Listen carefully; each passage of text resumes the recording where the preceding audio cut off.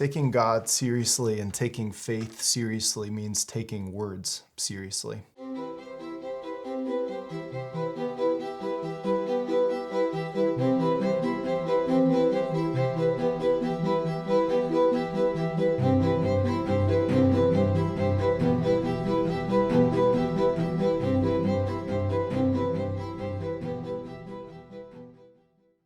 As Christians, we are people of the book, as we've been called, or books, as we've been journeying through the Bible. You see there are many different books filled with many different words. And these words take different forms, different styles, different genre, as it's called. And there's three dominant styles or forms you find in the Bible. First, you've seen narrative or story. You get that right out of the gate in the origin story in Genesis. And it follows through different kinds of histories and biographies. You also have general prose, as it's called, which is, sentences and paragraphs, sometimes expositing things or explaining things like laws. And then there's a third form, poetry. I don't know what comes to mind when you hear poetry.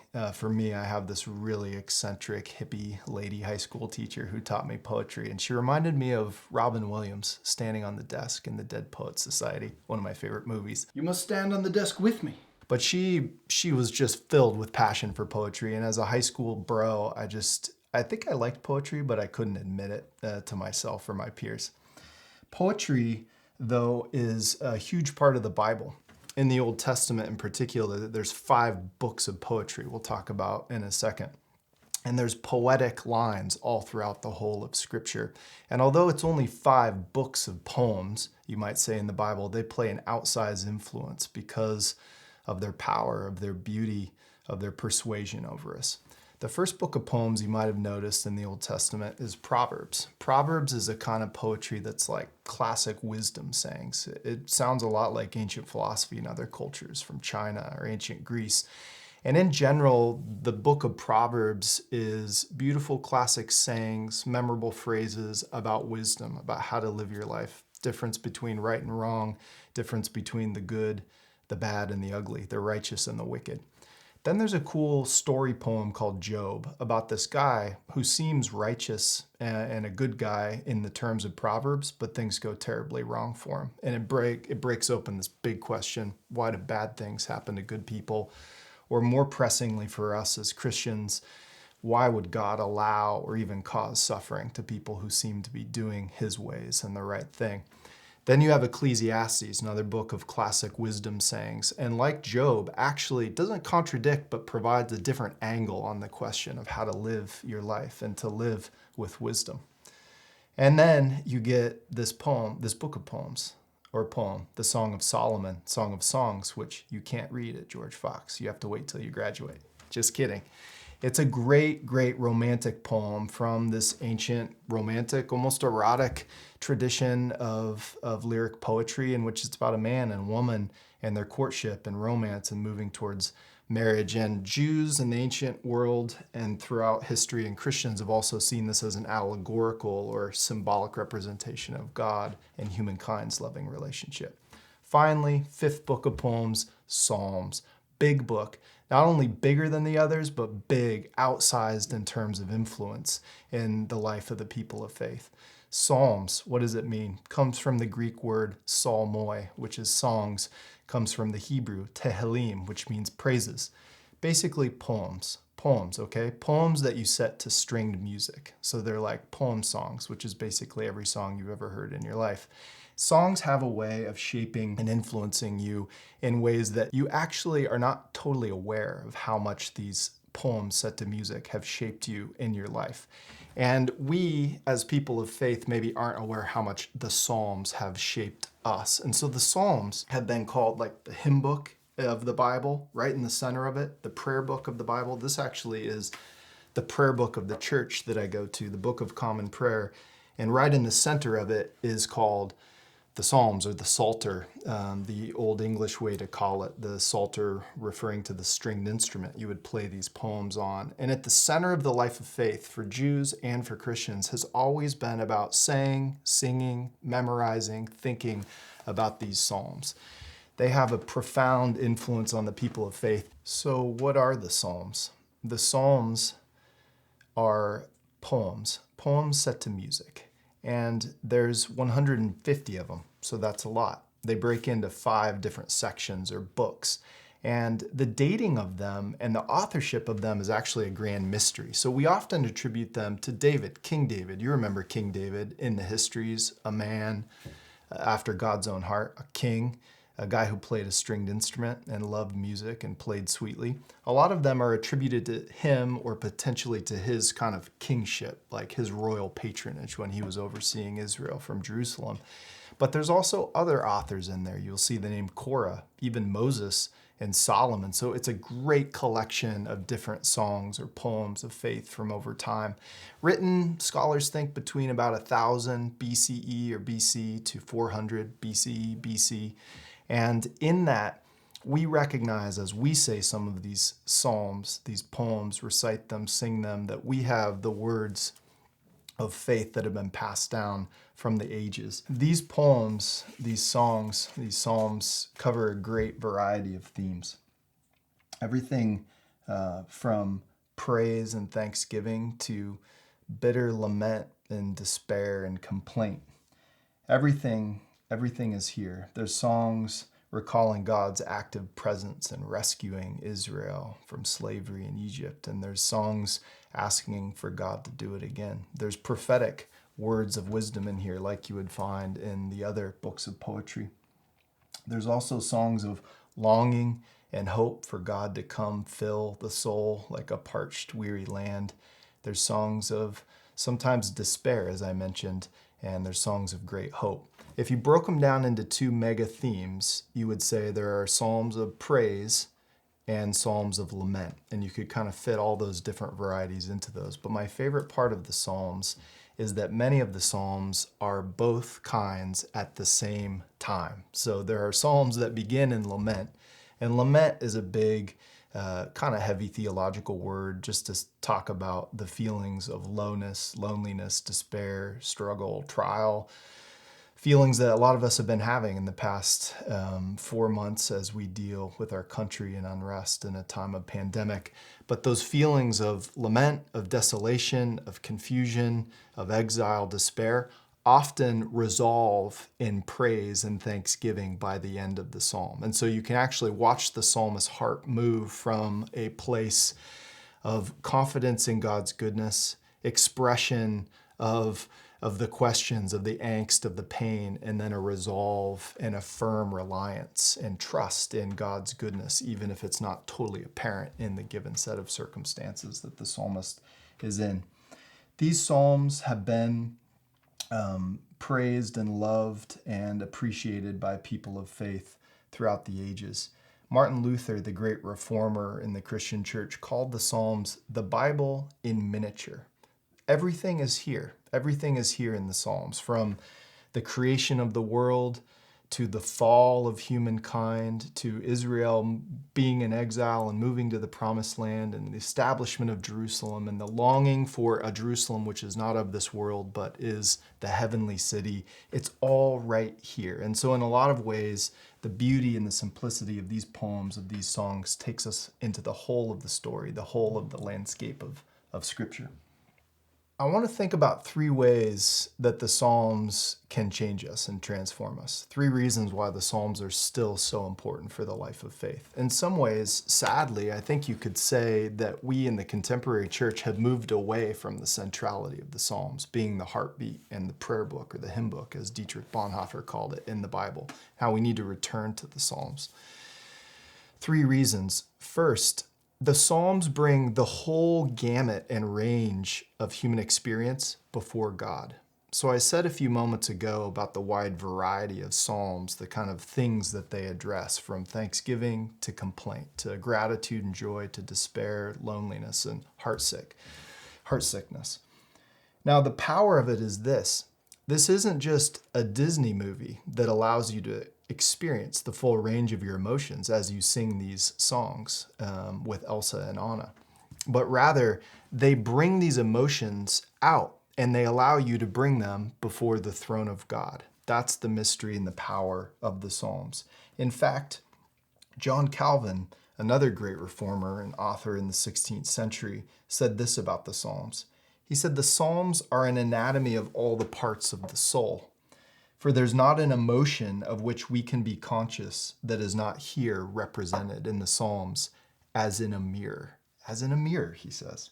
The mirror for the emotions in the Psalms is this: the Holy Spirit has delineated all the griefs, all the sorrows, fears, doubts, hopes, cares, perplexities, in short, all the distracting emotions with which the mind is agitated.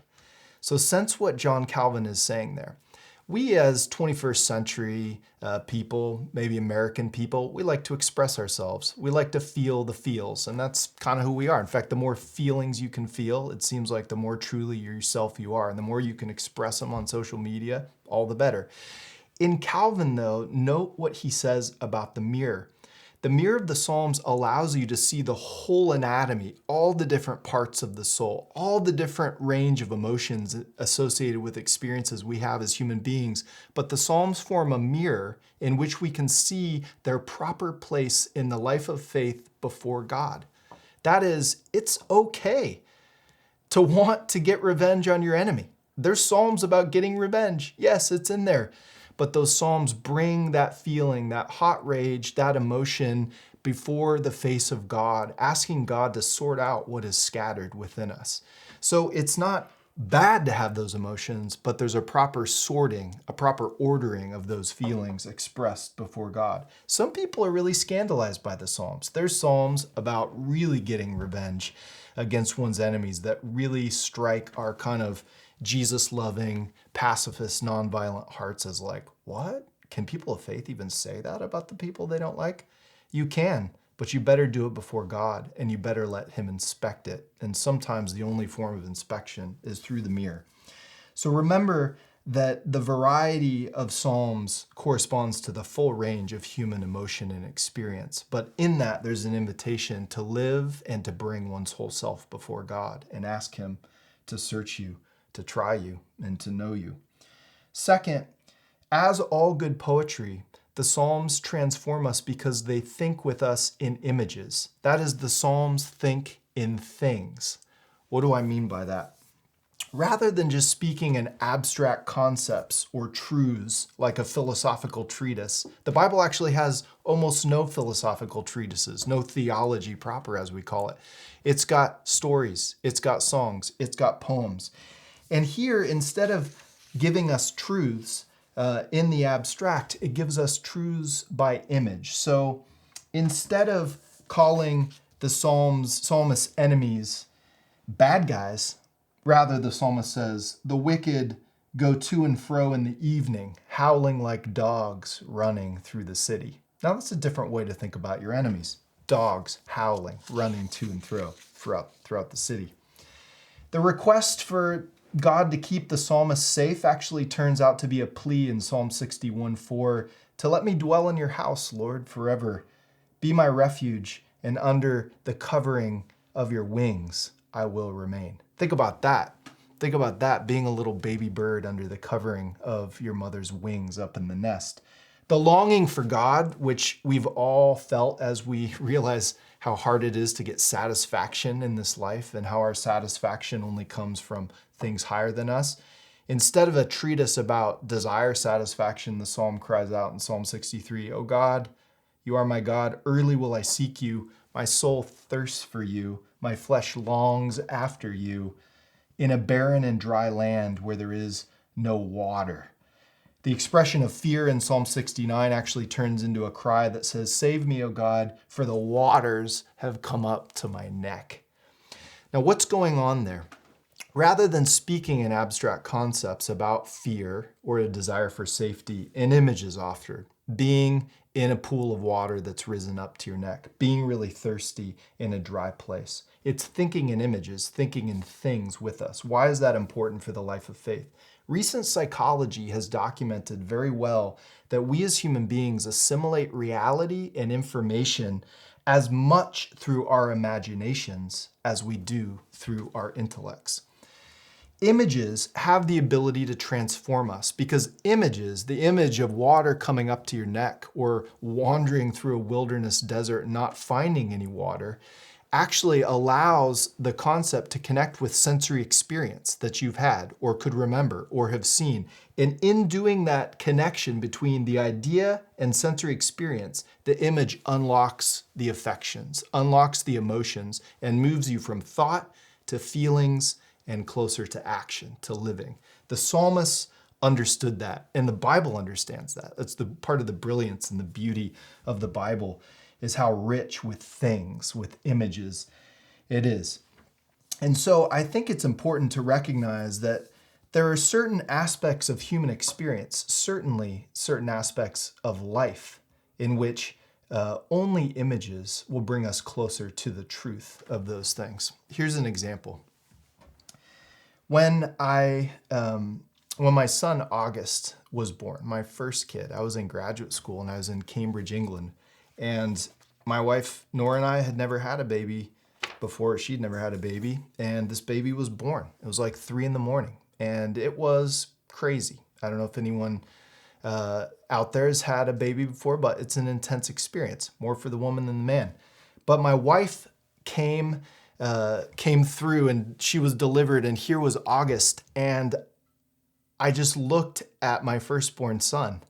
I looked at my firstborn kid. And I thought, I've got to say something.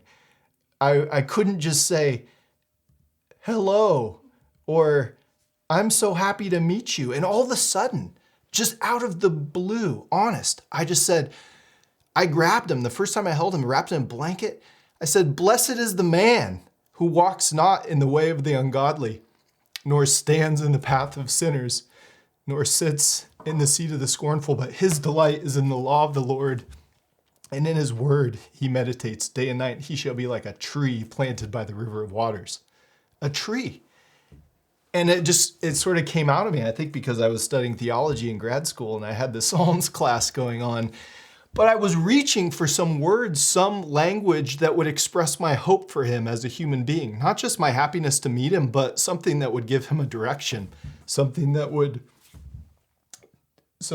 be, a word that could guide his life. In the image of him being a tree, the image of my son being a tree by a river, firmly rooted and planted and flourishing throughout all seasons of life, was what I wanted to say. And the only way to do it was through an image. And the only way to do it in that moment was through a psalm.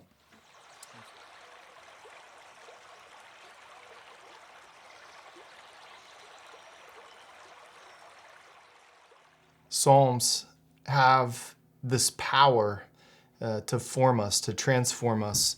First, they touch the whole gamut and range of our experience and bring it before God.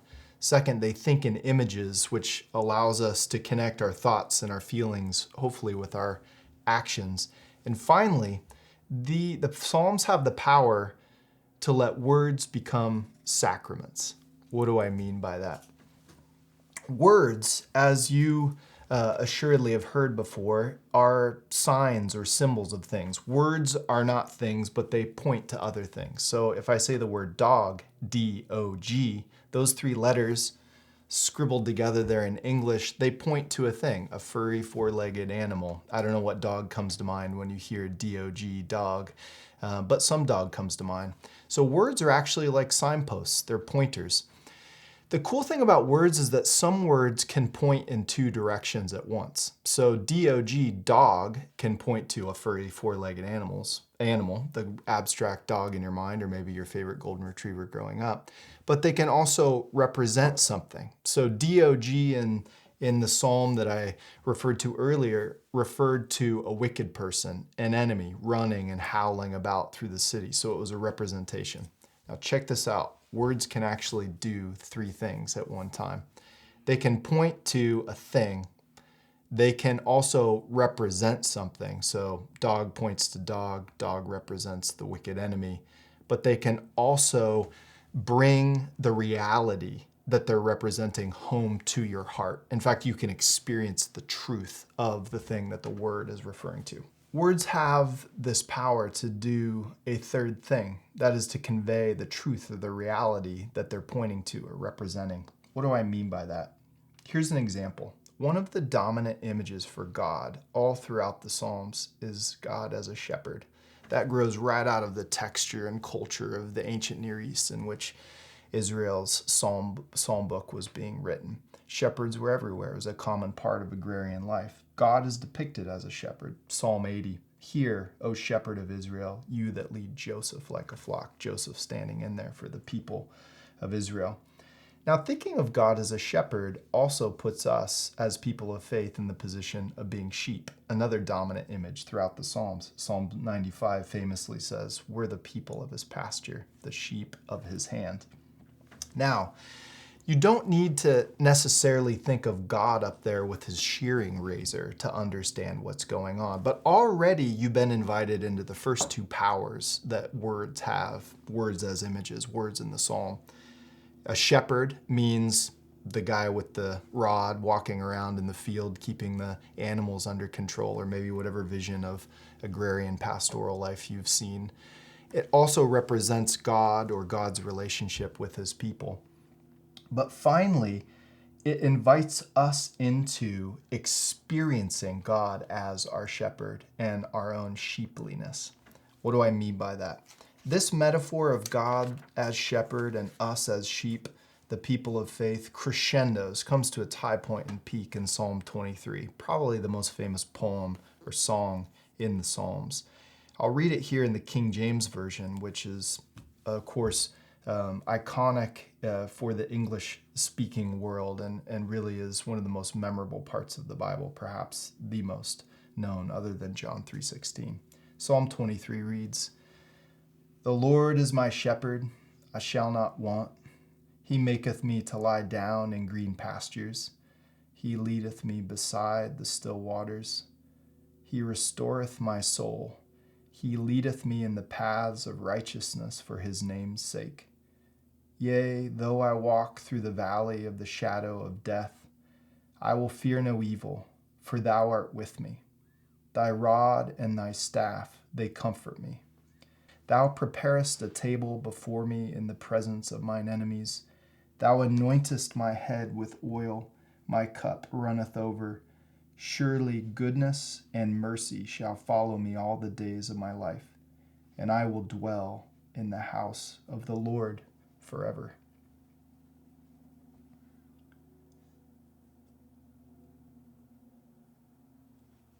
This famous psalm sustains the image of God as shepherd and us as sheep throughout. There's so much to say here, so much to unpack, so memorable. I just want to highlight one thing. The psalm finishes in verse 6 with this idea of God as a shepherd who follows us, who leads us. And the poem finishes in verse 6 with an image of God's shepherdliness as being a kind of mercy that follows us throughout all the days of our life. Mercy there is a translation of the Hebrew word chesed, which could also be translated steadfast love or faithfulness, as it is throughout the Psalms. So it's one thing to think of the word shepherd and what comes to mind. It's another thing to think of the word shepherd and think of it representing God. It's another thing to know God as your shepherd. It's another thing to experience what it might be like to have God's mercy following you around and leading you and ultimately bringing you back home to God's house where you can dwell forever. The Psalms are some of the oldest religious lyric poetry in the world and most beloved and most known. Their origins are somewhat mysterious. We know things about the authorship, we know things about their history generally, and we know a little bit about the form that they take. When you think about poetry as an English speaker, you maybe know all sorts of things about sonnets and sestinas and rhyming couplets and iambic pentameter. We don't know as much about ancient Hebrew poetry, but we know the things we see, even that you see in translation. So one of the important things to do with poetry is to read slowly, to read carefully, and to pay really close attention. And one of the things that you'll notice as you go through is the basic structure of a lot of Hebrew poetry is something like parallelism. What's parallelism? It's basically saying something and saying it again. And in saying it again, you're often trying to heighten something by showing the consonance or similarity between the two lines. Or maybe you're trying to heighten the contrast so that people understand the truth by contrast. For example, Psalm 19:1, famous line says, "The heavens are telling the glory of God, and the firmament proclaims his handiwork." So the heavens are telling the glory of God, and the firmament proclaims his handiwork. Second, for contrast, Psalm 1:6, "The Lord watches over the way of the righteous, but the way of the wicked will perish." And so you see the contrast between the two forms of life, a righteous and a wicked way of being. You'll note these parallel structures, and often the translators will do you the favor of keeping them separate as sentences or even separate as verses, and you can see the contrast, the similarity in the consonants. But pay close attention. That's part of the joy and beauty of poetry, is its structure. This power of words to unpack not just an image, not just a representative relationship, but an experience of reality, of truth, even of grace, is what the Psalms offer us. Here, the unconditional, faithful, steadfast love of God is imaged for us in a way that invites us into the experience of being one of God's animals. Around town, I've noticed in this time of despair and longing that there's an increasing number of signs put in people's yards that say simple things like, "You are loved." And this is put out in an effort to remind people to take heart and to take care, no matter how dark or grim things feel. The Bible itself, in some ways, is one long poem, one striking image that also says, "You are loved."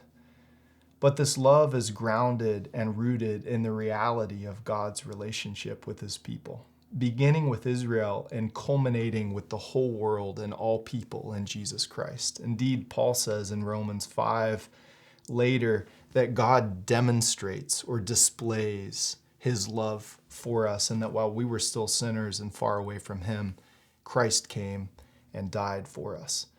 And it's in that culmination of Christ as loving Savior in his death and resurrection that the echoes of God's shepherdliness and our sheepliness as sinners come to their full culmination and manifestation. And so as Christians, we've always been invited to read Jesus into the Psalms, to think of Jesus as the shepherd who's looking after us as sheep. And it's in that full culmination of the meaning and significance of a word that our experience and our capacity to be changed by it comes to its conclusion. That's the gift and the power of biblical poetry. Not abstract concepts, but full images that invite us into their truths, sometimes actually convey the truth and the grace to us. And in that sense, the words become sacraments. That is, signs or symbols that actually bring grace along with them and transform you. So I invite all of us to think about these ancient poems, these ancient songs. Think about soaking yourself in them. Think about allowing them to inform your imagination and to transform your emotions and to bring you closer to He who is the shepherd of us all.